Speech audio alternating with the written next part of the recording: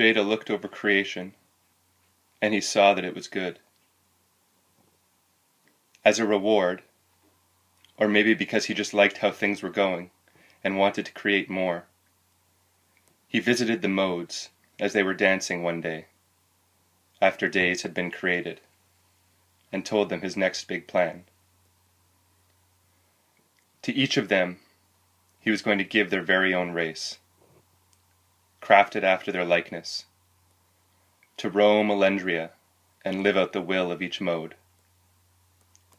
And so Enel swam through creation, from the wide oceans, through the small streams, to the hidden mountain lakes, and breathed into the creatures she found there. And so the Fahrthrun were born,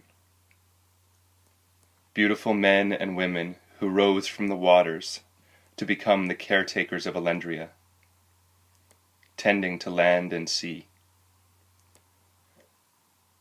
When they rose from the waves, rainbows would shower from their colorful scales, and where they walked, things grew. Next, Huel marched high and low, climbing every rock and snaking through every cave, overturning the stones he found there to breathe into the creatures that lived in the earth.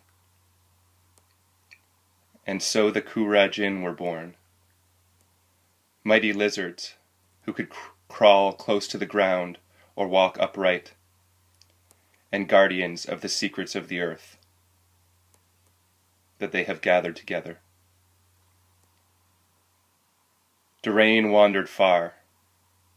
From the sun he traveled into the center of the earth and came spewing forth from every volcano. He wandered the deserts and breathed into the creatures he found there. But there were few who could withstand his fiery breath. Finally he discovered one, the lowly ant, with a hard shell that could hold his heat.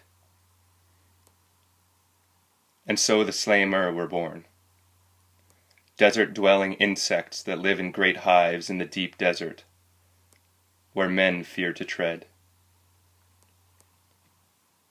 Now it was Bruknara's turn, and she traveled from cloud to sky and visited the earth when her sister's raindrops fell. But no creature that she found could keep her wise breath in her. For Bruknara is the wisest of modes, and knows things that it is hard for any animal to know.